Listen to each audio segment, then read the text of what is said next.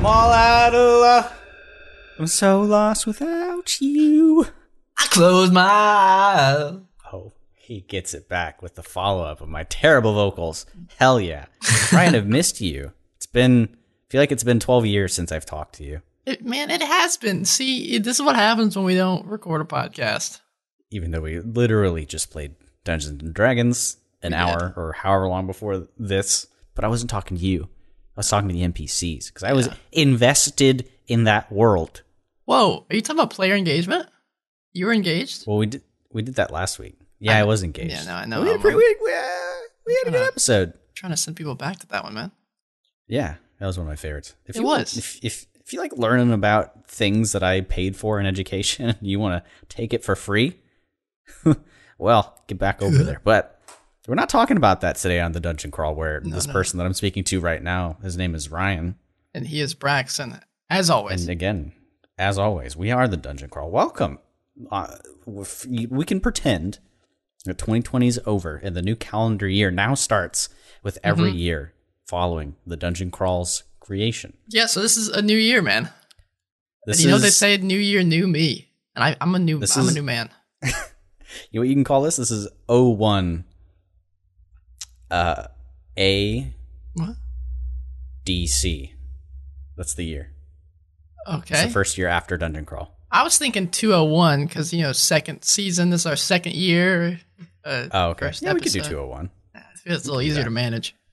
Feel free to rewrite your calendars, adjust them, As that's what we're missing is, let's say, down the line, we make merch, okay? Mm-hmm. First merch item should be a tasteful calendar of us. Oh, boy. Tasteful. Yeah? Yeah. What? Okay. Uh-huh. So every month is something a little spicy. Does it get progressively more risk? Yeah, that's what gets you through the year, man. Well, we're in November right now, about to go to December. It's the last month encounter. I don't know if I want to flip it. The last one was them like, I don't want to describe it just because it might actually happen. Yeah. Hold on to it. If we did do merch, what would that be? It'd be we would actually just do the calendar? No, I think, let's say hypothetically speaking, we're doing merch, right? I would love to have a towel mug. Oh. I was saying, ooh, better idea. A mug. Okay. I like your idea. We're going with the mug, but it's one of those mugs where once hot water gets poured into it, changes. So what it is it's us sitting at the table, like our artwork. But once the hot water's in it, it turns into the Mad Mage of Kavoth is over us. That means we'd have to design the Mad Mage of Kavoth, and yeah, it's true. I can't even imagine what this man looks like. Probably his immaculate stature and chiseled features. I like to imagine he looks just like how he looks in our Discord, which is just this cute little blue face. And we just hate on him. Slime or something. Which, speaking of that risk calendar thing, or that sort of... Yeah. Yeah, but going back to that, bringing it to anime, in current events. Always. This is important. Well, Fire Force, some of my character's background is designed after one of the characters, at least visually in that show. Yeah, I need to watch that. Told you. It's good. The second season just started, and cool. They did the whole shonen anime thing where the first episode is like kind of a recap, but they did it with like fan servicey, but not in the way you expect. They have a calendar competition for all the fire departments, and it's just the men doing like it's nude calendar, they called it. That's cute. Like, are they doing this? So, how on topic of you? Yeah, thanks, man. Such a good show. I hate one reason I hate D&D now is because everything is D&D to me. Everything. Yeah, you said that a while ago, and it seems to still be the case all the time. It's always the case. If you're watching a show and these guys are going on a grand adventure, it's just D&D. I mean, I guess you're not wrong. Just world building, exposition, D&D. This writer thought, created a world, put people in it, although they control everything. The players, what they do, they control all of it. Versus D&D, where you've got some crazy mother funsters running around in your world, doing what have you, doing everything. It's just not okay. It's kind of weird to think about what life was like before D&D, before I even knew what D&D was. So that's a question I do have for you. At what point were you into D&D? Because for me, my entry into it was probably the dungeon crawl, but my entry into your knowledge of it was when you said, hey, I want to do D&D because we're friends and Wait, let's keep doing this thing. What your intro into D&D was this podcast? Sorry. Yes, I'm from the future. No, that's impressive. The Adventure Zone. Yeah, that's the other three-worded podcast. Well, we've talked about this on the podcast before. I'm pretty sure probably in our episode 1, but that's a long time ago. My first entry into was Critical Role, and I remember, I decided. I don't remember how long it took me to decide I want to go out and buy something D&D related, but I went out and got the starter guide, that has the Minds of Phandelver and everything, and I ran it for my girlfriend at the time. That's when I was like, you know what? She was too nervous to do it, really, to really get into it. So I was like, you know what? Let's just, instead of just doing one-on-one. Let's get Braxton. He's an idiot. I'm sure he'll have fun with it. Yeah, so I called up some buddies, and rest is history, man. I was last, right? Was your last option? No, I think you were the first one I hit up. Hell yeah. Score 1. I was like, Braxton, it's been a while since I've seen him. Let's go. Let's play some D&D. We literally live down the hall from each other. You're not at this time. No. Yeah, you were in your apartment. Yeah, I was in my apartment. You were living life. I was still in the dorm, just kind of doing the thing. Dorm life, man. Here we are, however many years later. Don't count them because I'll feel old, even though I'm not that old. But, ancient. Today I did a fun thing. I pulled a stealth check. I tossed a hypnotic pattern and knocked 3 guys out and immediately tied them up during rest. To be fair, they were not the most threatening people in the world.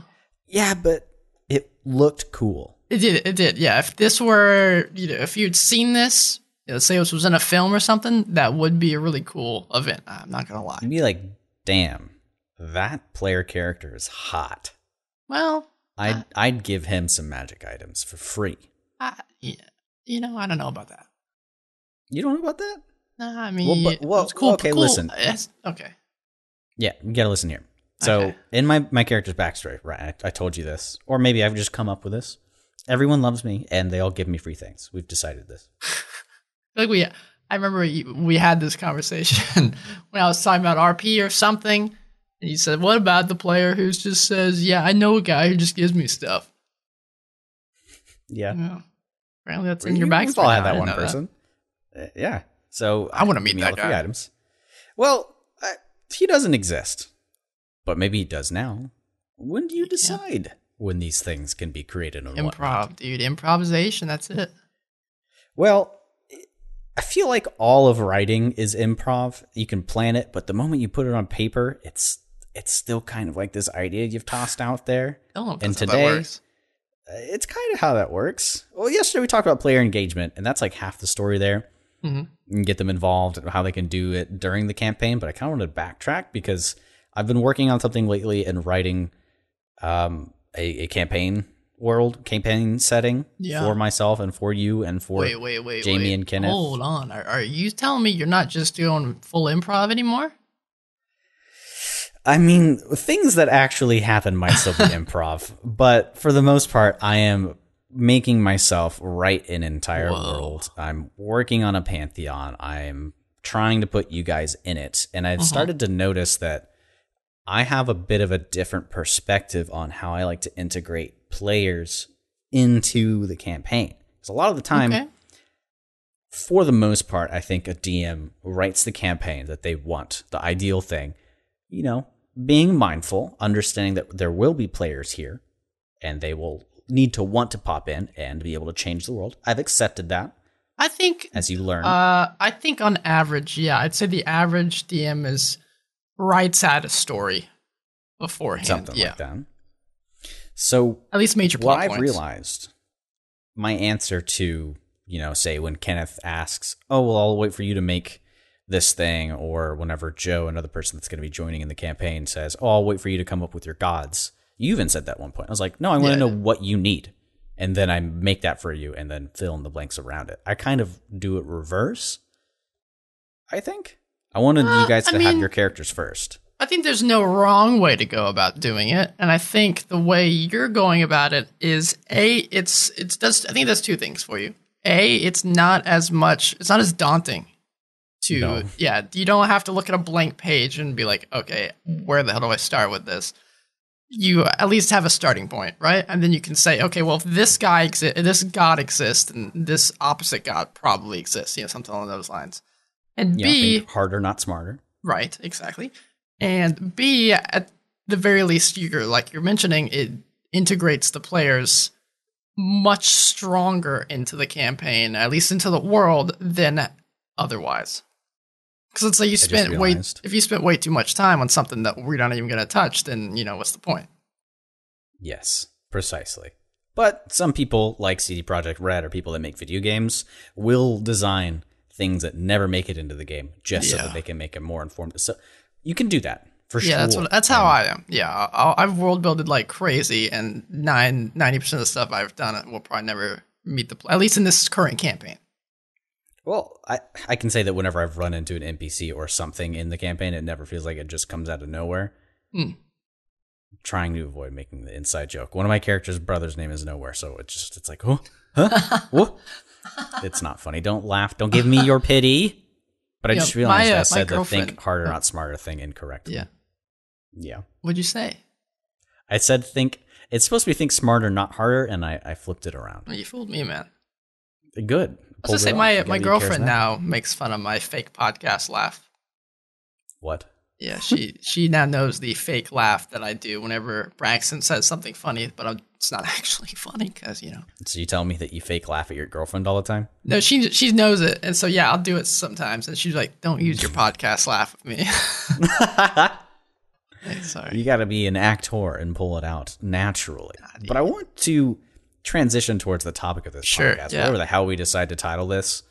We're waffling. I have no idea. We are waffling. Today's a waffle day. I have a massive headache, but maybe that's just because I've been writing so much. Yeah, you've been thonking hard, man.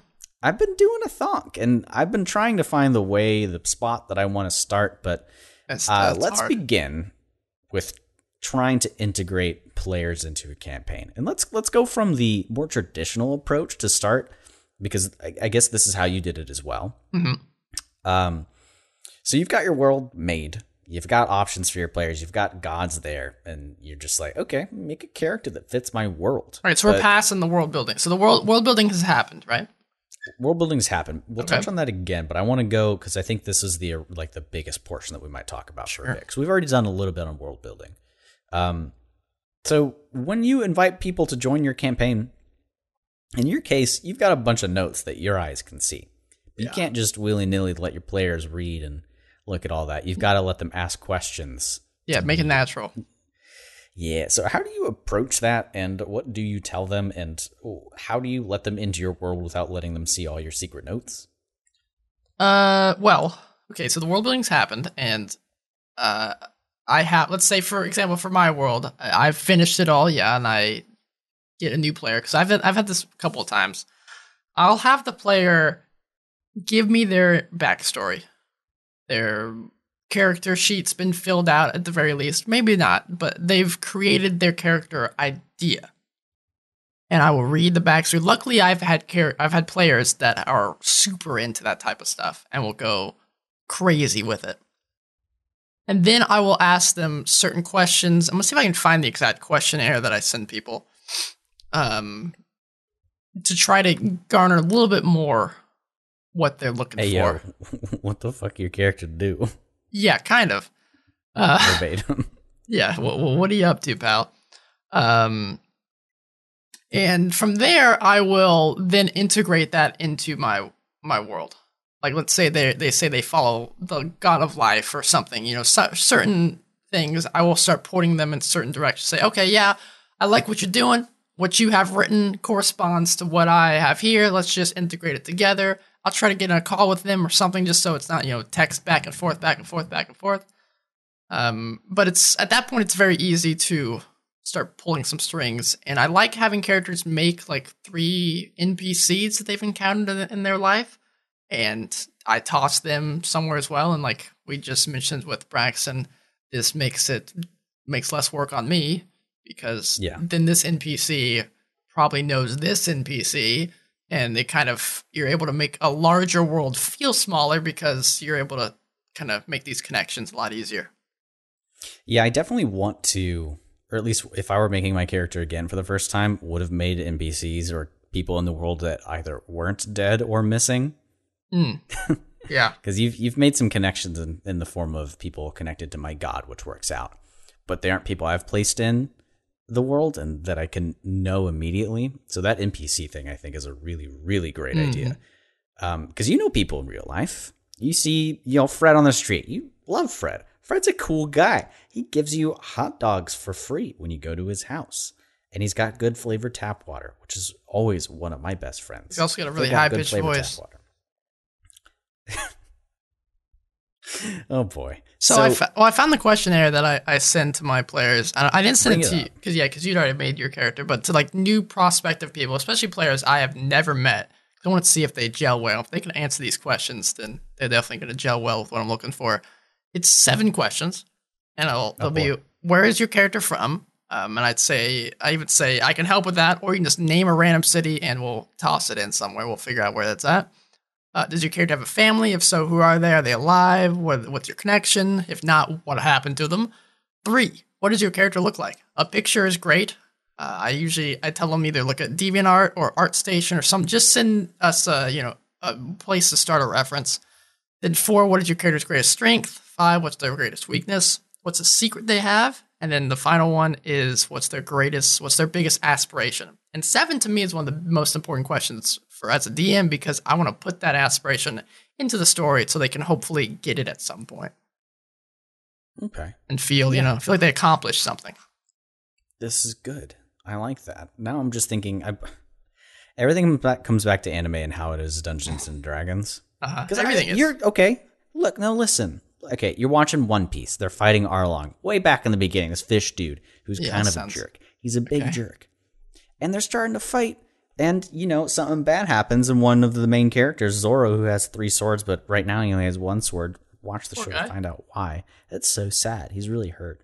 And his ambition is to, be the best swordsman fucking ever. And he's like, bruh. Isn't that everyone's aspiration? If I die here right now, I will have failed. Oh, no. Everything. And that makes every interaction they have in the world fueled by that ambition. Even though it might not be towards that ambition, just the act of dying stops it. So I do like that question. Well, that's what the bonds stuff is supposed to be on your character sheet. Yeah. But that's supposed to, the personality, the ideals, bonds, and flaws is supposed to be kind of that idea. So I think D&D, starting off, like if you're making your character straight out of the player's handbook with all that stuff, it's great, but it's really ambiguous. It is. Yeah. I recently, I made a character with this new campaign in mind, and I walked my girlfriend through with creating a character as well. And the whole time she's like, okay, well, this doesn't really, it's a good starting point, but if you want to go bigger than that, there really isn't much to grasp onto. Xanathar's does help with the "This is your life" section, but other than that, it's very ambiguous. Yeah, and what ends up happening is you've got this. I've been wronged by somebody that I have to eventually kill one day, or whatever they've got in there. Yeah, you're gonna eventually want to write that person in at some point, or flesh it out, or it's just all up to your DM, and you're not as into it unless you're like a godlike role player and you're just the best person ever. Kudos to you. Well, this is very applicable because in our current campaign, one of the players is having a character from their backstory come to the forefront because this person's after them and they're in the city where they exist in. And when they first sent me their backstory, like a year and a half ago, this character existed in the backstory, but it wasn't super fleshed out. And so as time has gone on and as more information has come out and they've gotten closer to interacting with this individual, I have kept prodding them and say, all right, do you want me to come with this? Or do you want to? I'd like you to have some input. So let's kind of do some back and forth, and you don't have to do everything at once, obviously. But if it is starting to come to the forefront, then really talk with that player and figure out the best way to flesh that dude out. Well, the thing I love, and this happens in a lot of mediums, especially with power creep, again in anime, it's like, my rival, my ultimate villain, he's really good with a gun, but he's got a really powerful gun. I don't know what it does. I'll get back to you. Fast forward 6 months. So it shoots bullets. Uh-huh. Okay. But they kill people instantly twice. You're like, okay, I don't see how that matters. And then they just keep coming back and add things like, yeah, it's got a rainbow unicorn on it, and like, and, you know, they own the entire world. You're like, hey, whoa, hold on, slow down, pull back. Let's go back to the double bullet thing and, you know, stop everything else that happened there. Have you ever actually had a case where you weren't able to insert somebody's information? Oh, yeah. You're like, oh, really? Yeah, we haven't played with it. We didn't play with this guy, but I had a player in. But actually, it was before. It was supposed to be. They were supposed to be in this campaign, and yeah, their backstory was questionable at the very least, from what I can say and what I can remember. I mean, I'm curious. It didn't gel well with what the world was like and what you guys, the other players, had created. It wasn't terrible. Yeah, everyone's tragic backstories. But it wasn't bad. It just didn't really. It was too over the top and too out there, which, you know, it's okay. And I definitely would have worked with them to integrate it better, but they unfortunately just weren't able to make it to our games. But yeah, I just, as paper, if he just given me that, no, we would not have been able to work it out.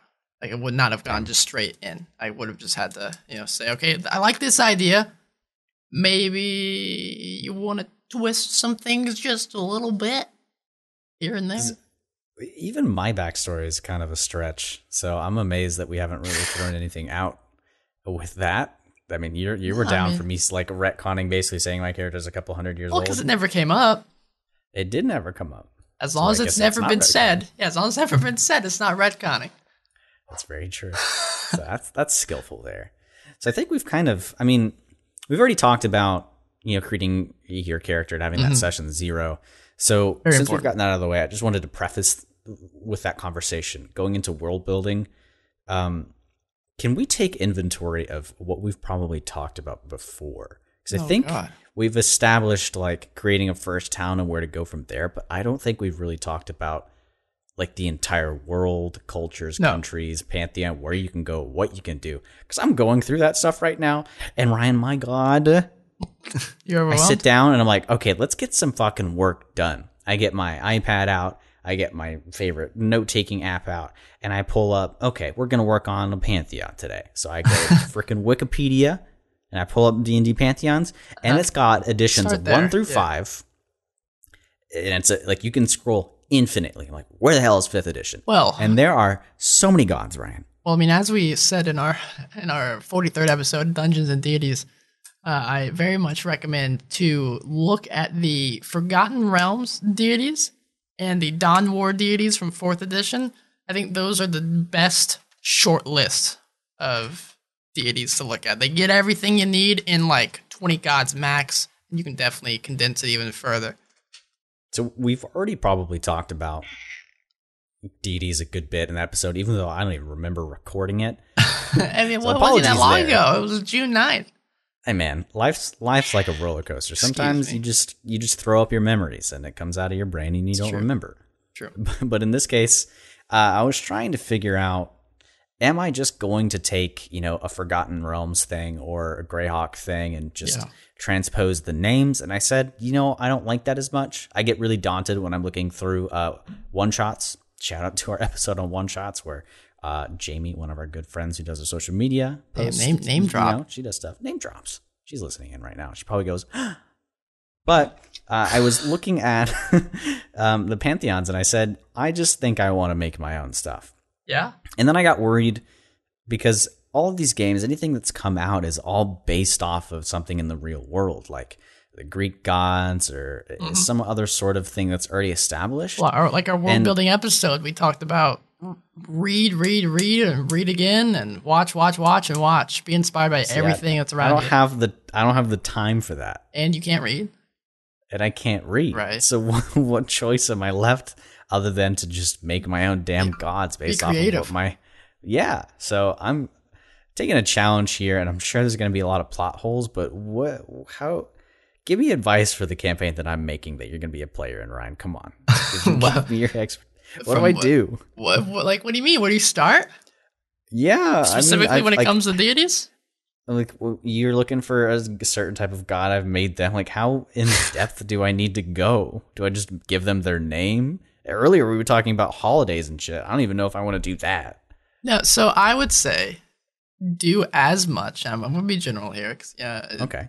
We got to be general. You're talking to everybody, not just Braxton.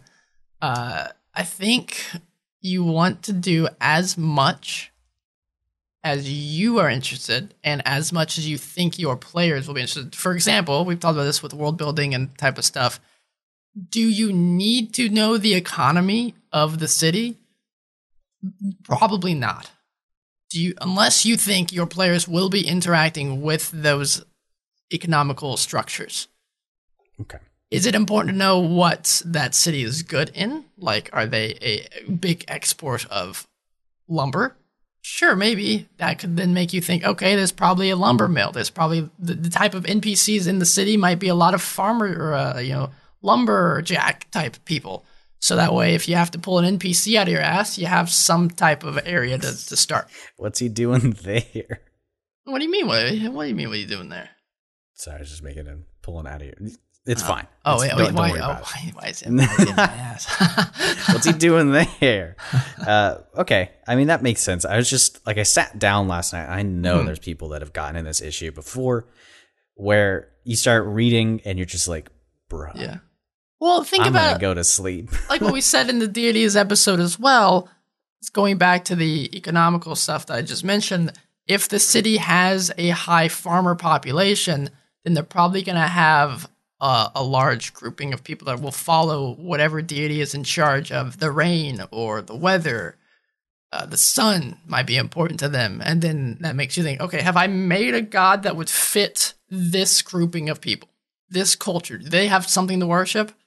Yes? Okay, checkbox. If not, then, okay, that's maybe a spot you need to work on.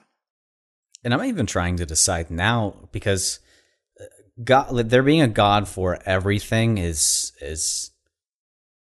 attributed to certain religions in real life, and some have a single monotheistic structuring, and et cetera, et cetera. And some people just don't have gods at all.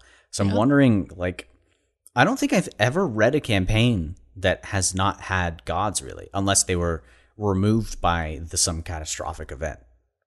So Sure. I'm wondering, like, how viable it is to have one god and how that would affect players, because there are classes that depend upon having a certain god, which is quite interesting. I mean, I think it's possible. It definitely would take some work. I'd be happy to see have someone pull it off. I'm sure there are campaign settings where that exists. Yeah, I mean, there could be different sections, I think, in the monotheistic situation that you could have, different sects and different sectors, blah, blah, blah. I just said the same word twice, but you get what I'm meaning. So I'd be curious to explore that because I'm just not a big fan of, this is kind of sticky, but I don't want to have a god for like this blade of grass and that blade of grass, as I said earlier. You don't need to do that. There are cultures that observe that, and I don't mean to knock any of them, but for my campaign, I'm interested in keeping it trimmed down, both for my sake, and I think it could be a lot more fun to have a smaller number of gods and go super, super, super in. Yeah, cool, because then exactly. Then you can dive deeper into things that are more applicable, and also take into effect, DMs, if your campaign does not have much to do. Let's say you have given the players the doobly-doo, whatever you think, whatever they've decided on what the campaign overarching story will be about. If you as a DM know that gods are not going to play a big role in that, then you don't need to spend as much time on fleshing out each individual deity. If, on the other hand, if it will be, then definitely that's where you should be spending a lot of your time. Okay. I think it will be somewhat important, but not like super intrinsic to the entire experience of the campaign. And to give context, like I think we've mentioned this before, but this will likely be heard and listened to by other people. Mm-hmm. So it's going to be very selective in terms of what even happens on the campaign. So I think that will change it quite a bit. And that's changing a lot of my perspective on what I need to prep and what I need to do. So a big portion of what I'm thinking about right now is get a lot of this groundwork done. I want to get you guys in the campaign, not playing it, but set there where you are, where you're living, so I can figure out how the hell you guys are connected. Exactly. Because I'm wanting to make this such a well-balanced group in terms of chemistry. Like, you guys genuinely want to interact with each other. We talked about role-playing before, where it's all about your mindset, setting goals, and writing that into your character, and your DM providing situations for you to explore those. But I don't think I've heard anybody's campaign or listened to a single campaign where the people were just content talking to each other, and it felt like the actual campaign rather than people just shooting the shit as their character for fun. So how can we as a DM set this up? Like, do we just try to have a couple of sessions beforehand before we even really get going in the campaign, where they can build up memories and then start? Or I'm not sure. Go ahead. Well, you could have a quote session, not session Negative 0. one. Yeah, like a session 0.5 where before, like maybe you grab me and one other character, and then in another session you have the other characters or something. That way, each character has a quote unquote friend or someone they know already in the group, and have them easily connectable with them, and aren't as, cold, don't get as much cold feet whenever the first session starts and everyone's interacting for the first time. Yeah, I'm wanting to have some sort of group background. And I think oftentimes what works really well is being in some sort of clan or a guild together, knowing the same people, being able to bounce information off of each other. You guys are talking, and, a guy comes up with a quest and he needs you to procure a certain item. You go, oh, hell yeah, good old Greg sells that stuff back in our guild. Yeah, right? Oh, yeah, John, we know Greg. Yeah, well, yeah. And then you just have a good old time talking about things that you guys all know, and it's all fun. So I want to figure out and share with you guys on this podcast, like, how I really, really figured that out, because it's super, super fun, and it's very realistic. In real life, you have a group of friends and you guys have history and memories, and it's super hard to emulate that unless you're just a really dedicated writer and you're so fucking hyped about this D&D campaign. Well, so earlier you made a really interesting kind of complaint, not really complaint, but I heard you kind of voicing that, and I agree, that it's super daunting to know when you're done with world building. How do you know this is campaign ready for the players to start getting into? Oh my gosh. How do you know when to stop? I don't think because it's different. Because let's say you get everything done, and like for our current game, I even still get that feeling whenever I'm prepping, because it's like, do I have enough for the next session?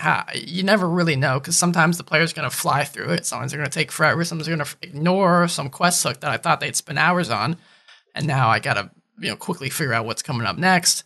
But it's different when you have to create a whole environment from scratch.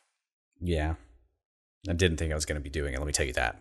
But here we are. And it's been really fun, but it feels like I'm chipping away at like this massive marble slab. I mean, this is perfect, the statue in there. It's like, you're kind of taking everything we've talked about in the last year and putting it to practice. Yeah, the dungeon crawl has just been for me to make this campaign. It's not for any of you. You selfish people. Why are you doing this? We're turning the straight up player to the DM side as well. I mean, because I don't think you even DM'd before we started this podcast, and now you got your own game going. I DM a couple of times, but not like we didn't have this super consistently. Yeah. No, not at all. So for that campaign, it's been on hold for a bit now, and I'm just, how do you even? We should talk about balancing multiple campaigns once we've both got that under our belts, because it's stressful. Because I end up writing so much for one, and I just don't have any motivation for the other. Because with me, I like the one thing that I like. I'm going to play a warlock in everything I play. And if I'm writing a story, I'm putting all of my favorite things in that story, and I'm just going to want to do it again for the other campaign. But it's not exactly related to what we're talking about right now. But for that point that you've brought up regarding when do you stop, I don't think there is a spot to stop. No. But there is a point where you have to start. And I'm trying to think of right now. I don't think there's gonna be a point, man. When do I get you guys in here? Especially for something that people are gonna consume. I have no idea. Well, think about it. Don't think about it like that. Think about it just as people playing, and if people enjoy listening to it and watching it, then +1 to that. You know, think about it just like a normal DM. I want to entertain my players, and that's all that's important at the end of the day. And I've gotten really excited too. I think a good way to start, and this might be okay for an entertainment medium, have your main experience, whatever set everything in motion in your character's backstory, as not a standalone episode, but a 4-part segmented thing within the first episode to introduce each character, I suppose. Okay. We could do that because I love doing those sorts of things, living your worst moment or whatever happened during this key event that I've told you guys all about, maybe living that moment for a couple of minutes.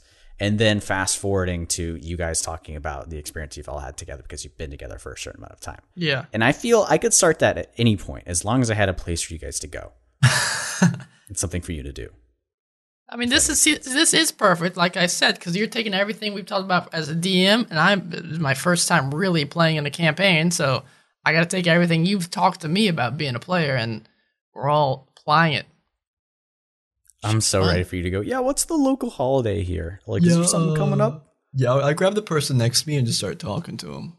I mean, you've done that in the one campaign for like the one session I've done for you. So I know taking inventory of my players is something all of you need to do that we've talked about before. Yeah. Like, Jamie loves super quirky, crazy, interesting, weird stuff. So she's going to want to interact with things in that way in a world that lets her do that. Kenneth, I don't know. I feel like Kenneth is a pretty like straightforward player, but he likes being a really fun character, I suppose, and wants to be able to role play as much as possible and have the world be very, what's the word that people throw around for like mods in Skyrim and whatnot? Like the reason you turn your HUD on, not realism, but like immersion. That's what it is. He likes being immersed. Yeah. You are the same way, but you really like to be able to pick apart a world and see how it was created. Yeah, like Joe, I like people. Joe just wants to have fun, I think. He's pretty grounded. He's literally going to be playing I think a human fighter with a long sword. That's perfect. It is perfect. I'm super excited about it. But you know what else I'm excited for? What? There's some news. You can find a playlist of all of Ryan's news noises on Spotify at dungeoncrawlpod/Spotify. I'm just kidding. That doesn't exist. If only, man. Don't go there. Don't look for it. Maybe we will create it at some point. But I feel there should be a lot of news because we went through an entire week or two or something weeks like that. 2 weeks, but we were made privy to this. Privy? That's right. Is it V or TH? It doesn't matter. We're not right. I'm going to go in our listener comments. Maybe not. Oh, they've been talking. Man, you guys should join Discord. I'll shout this out in a second. Yeah, check out our Discord, man. The link's in the old description for this podcast. The liner notes. Go check it out. Hell yeah. We've mentioned this guy before, but Dum Face. He's such a nice person. At least I believe he's a he. And he's just been talking to us about what he likes listening to our episodes about. And he just gave us a bunch of suggestions in the listener comments. That's been super awesome. But he mentioned that we might do a full episode on it because there's a good amount of stuff here, to Ryan's chagrin. But there's the Unearthed Arcana 2020 feats. Whoa. Yay! But I'm already upset. You know why? Yeah, I've been talking to all of you guys about this already. They even kind of did it for Sorcerer too. And you pointed out they might be trying to discourage people from doing multi-classing. Or at least making you able to get this one tasty part of a class without having to get rid of your one level and subsequently getting rid of your 20th level feature of your class. Just because you wanted to get, say, an Eldritch Invocation, which unfortunately makes Warlocks not the only people who can get these. Eldritch Adept does exist now. This is an example. There's a bunch of other things you here can read, but this allows you to have studied occult lore, and you now unlock the ability to get a single Eldritch Invocation option of your choice from the Warlock class. Get your grubby hands off my invocations. It is an odd take. I don't know how to feel about it. It seems really weird. They just toss in there. And then you can now get meta magic as well. You have to be a spellcaster or you have to have packed magic. I mean, 'cause I am one of those DMs that I would not let my player take that certain feat if they have not been studying occult lore. Yeah. I mean, they specifically say that there. You would have had to have been doing this for some time. But why are they making all the classes able to do everything? I don't know. Maybe I'm just an old geezer and I need to stop, having everything separate, and I should be excited about. Even if I was a warlock, this would give me another Eldritch Invocation, trading a feat. That's kind of okay, maybe. Check this out. We'll probably deep dive into this at some point, maybe. Yeah, maybe I love next doing the week Unearthed Arcana stuff. We'll talk about it in depth. But if you want to check it out, have a reference material open, maybe we'll post it somewhere. We were just talking to Jamie about providing resources more often for you guys, so that could be cool. Well, there's a bunch of cool. It's like 3 pages of feats that they've added, and it's just like, bruh, who asked for this? I don't know, but thank you, kind of. Thank you, kind of. Thank you, kind of. Yeah. There's also a bunch of information relevant to the current events, at least within the U.S., in regards to just being more conscious of past things that were said and done that might have been either racist or just discriminatory in some way. And we talked about this, I think, last episode or in one of the news segments previously, where there's obviously some content within Wizards of the Coast and all the things they do. And in this case, for this podcast, within Dungeons & Dragons and old material that they've had, where it's just kind of a bit not great in terms of inclusion and being sensitive to people's culture, and not drawing them as a caricature or putting them in a certain light, or even just being flat out racist or providing this. Now, they have put a statement within some of their or all of their books that have been deemed to kind of find themselves in this light, where it's a bit offensive. And they've put a disclaimer within there saying that this kind of represents the views in the world at that time, and removing or altering them would change the experience or something of that. Please check out their exact wording. So don't hold anything I've said to what they've said. I appreciate that instead of just straight up removing stuff. Yeah, because this is still how it was created and encapsulates it. And I think they basically said altering it would change the experience of the thing itself. Now, there's a bunch of arguments you could make there. I don't have a stance specifically that I want to voice here because it could go down a super big rabbit hole. Yeah, well, I don't have anything check it out. Like about altering. I don't know. I'm not the writers. I don't know exactly which ones they're talking about specifically, but like some companies in the past have just straight up removed this type of the older stuff that just doesn't hold up anymore. I think it's better to put a disclaimer unless it is just absolutely terrible content that should never be just absolutely offensive on all fronts. Yeah. But I think if it's applicable to the time period, it's kind of an interesting historical aspect to see where we've come from and stuff like that. So I appreciate keeping it, but definitely saying something like, yeah, this is not how we should have treated people. This is not correct, but this is what we did, and we're not shying away from it. You mentioning that makes me remember a specific thing they said. Deleting or removing that content would be acting as if it never happened. Right. So they don't want to wash over it and act like they didn't do it or it wasn't there or the world never thought that way at one point. So that's kind of a big thing that's popped up here lately. But in terms of news, those two things are the biggest ones that's been happening. Feel free to do some research on that on your own. Especially if you're invested in the Dungeons & Dragons community or in the tabletop community. There's a lot of deep-seated issues that are coming up in a lot of communities lately. There's been some crazy stuff within certain Nintendo franchises. And people, I implore you to not let the specific player base reflect on what the content, the game, or whatever it is. I don't think the games or content ever intended to reflect those sorts of things. It's a bit different in the case with the D&D source material because it was written into it. But I don't know, just try to formulate your own opinions, gather information, do your research, and don't follow the crowd in terms of a mob. Yeah. Just don't make a mob, please do your On research. On a lighter note, Braxton, kind of talking about what news we mentioned last podcast. How was the app you used today? Ooh, well, I used it and then I stopped using it. Okay, for those who don't know, the app that we're referring to is the D&D Beyond player app. Yep. That just released earlier this year, or this month. I'm positive they'll add this feature in at some point, and I don't know how complex it will be, but for now, you have to create your character on the actual website, so that's fine. Once you've got that all done, you log in, you're good. But for those of you that need a spell book or for something that you need to look at, and yes, there always is room for improvement, as I'm seeing a live message from Jamie right now. But something that I would have thought they would have added right away is the ability to tap on something and the information for that ability, spell, whatever, to pop up.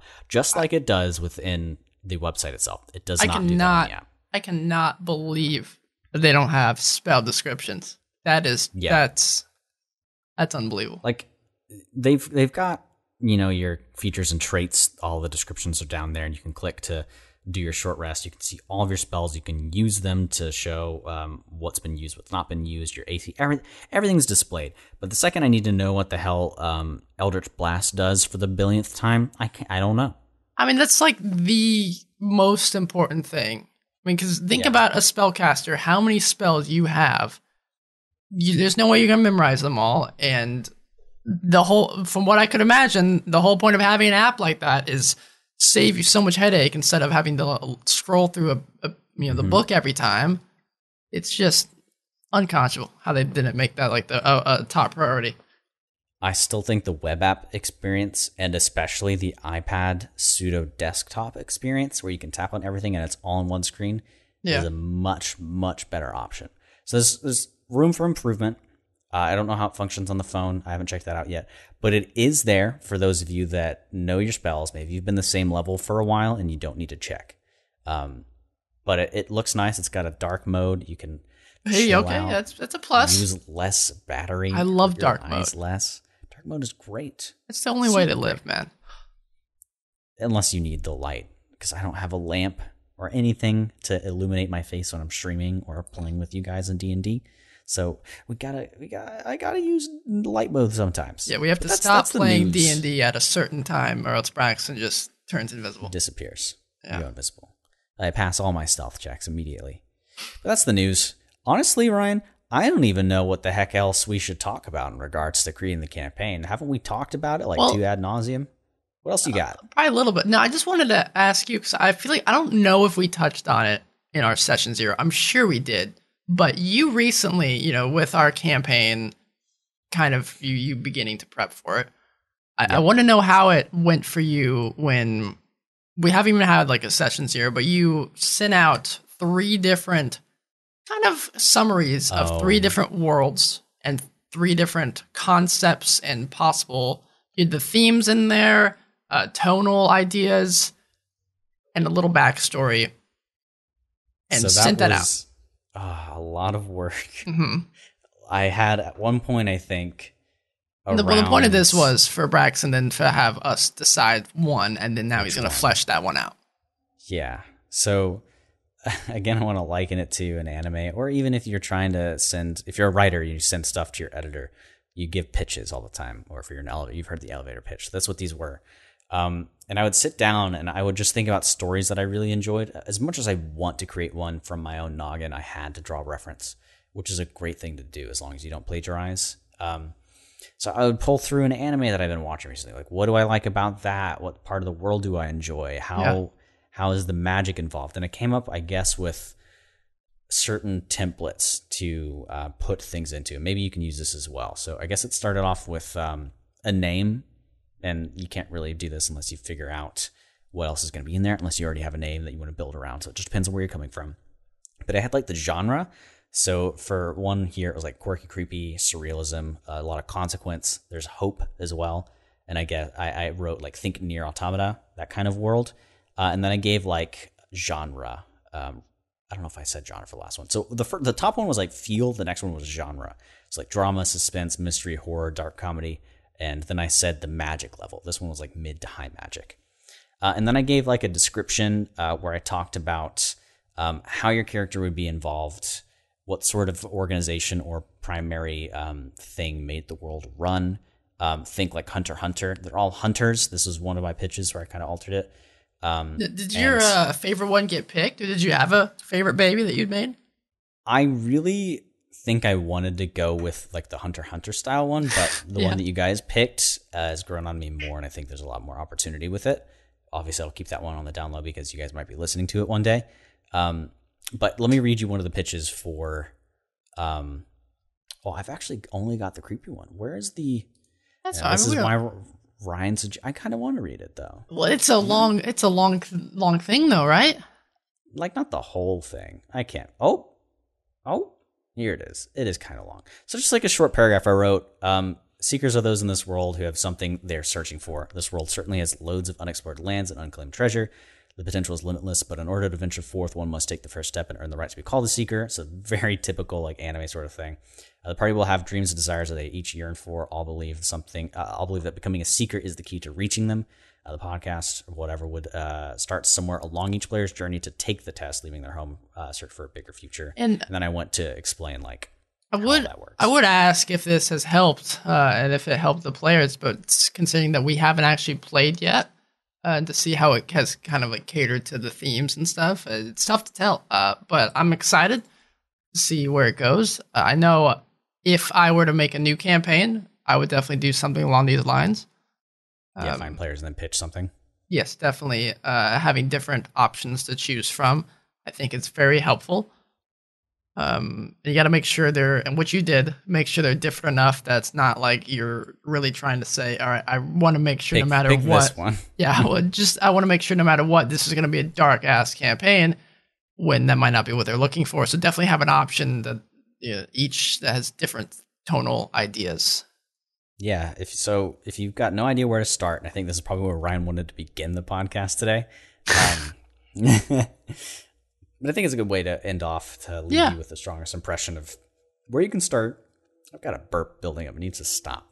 Oh, no, where you can start, it's gone now, is coming up with that theme, general ideas, coming up with the genre, what you want to do, like the level of magic, or any other key idea or part of a campaign that you love designing. Maybe you love thinking about the politics or the economy specifically. Yeah. Come up with a little template that you want, a short excerpt like that would be on the back of a book or like the synopsis for an anime. Try to sell it. Sell it, man. Sell it to even yourself. And then maybe you'll come up with a great campaign setting. I know I'm really excited about the one that they picked because it's really fun. It's really unique. And I'm interested to see if I can emulate some of the inspirations I've had here. Well, that way it'll make the players will feel like they had a say in this world, as well as it's a little more catered to them, because you don't want the person that hates the politics one to then be stuck in politics because you didn't even ask what the players wanted, and you just made this politic campaign that no one cares about. Basically trying to do everything in my power to make sure you guys feel as invested in this world as I do after having created it. That's what it's all about, being a DM, man. It is what and it's there's all about. no way to tell until the players hit the world. And if you know what else? Well, if you see it's not working, then that's why when after a session you pull your players aside and say, all right, man, you'll be honest, say, I could see you guys weren't really fully invested in this last session. What could I have done different? What can I do different to make you guys really enjoy this time? I'm just finding out I like doing cool shit. That's it. Cool shit, man. That's the rule of cool. That's what D&D's all about. Hell yeah. That's why I'm getting really excited about mechanics lately and using my spells to their utmost efficiency. So when I got to do that moment I did earlier today, it made me feel really awesome. Like a god. Kind of like a god. Maybe I am. Maybe Brian hasn't told me, but my character's actually a god now. Actually, I'm writing that in my story, Ryan. You are a god? You know what else I'm also writing now? What?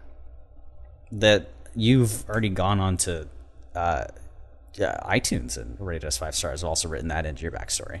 Oh, I was going to say I've already written my 5-star review, but... Oh, damn. There you go. But, segue into that. We've been the Dungeon Crawl. He's a Ryan. He's a Braxton.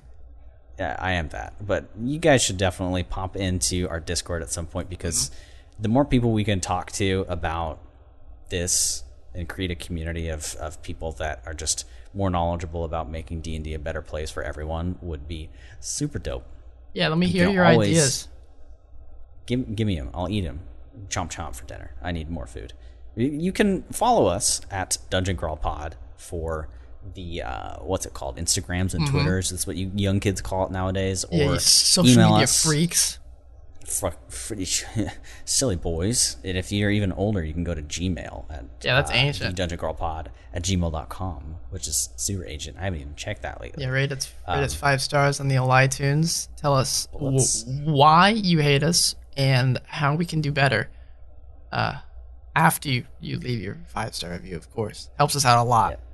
Just tell them how much we need to get rid of that Braxton guy. But if you hate us, it really does not help us if you leave a 5-star review. It actually hurts us so much. So please leave us that 5-star review if you hate us.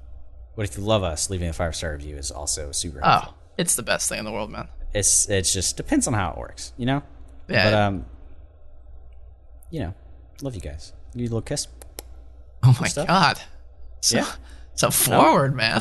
Holy Fine, I'll take it back. It's too late, dude. You can't take back a kiss. That's like... it's not sent through the internet yet. We can pull it away. I don't know. That's the most intimate form. You're putting your lips up to that person. You've done it now.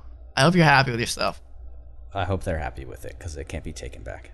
I mean, it is a pretty nice, rare sight, so I'm all right with it. I'll take it. Okay. That's good. So we're thinking... We're thinking next week we're either going to be doing Unearthed Arcana or something big. Some other monster or something. So be on the lookout for that.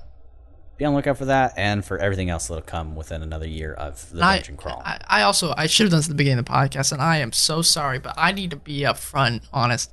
I apologize for no podcast last week. I was sick as a punk at a concert, man.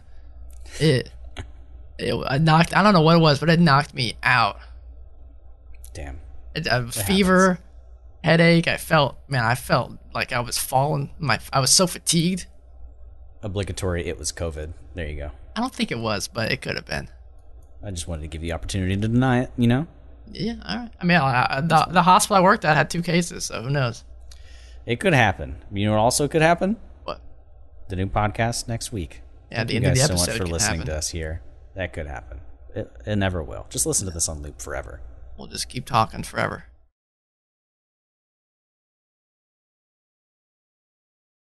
Now we're done talking now. See you guys.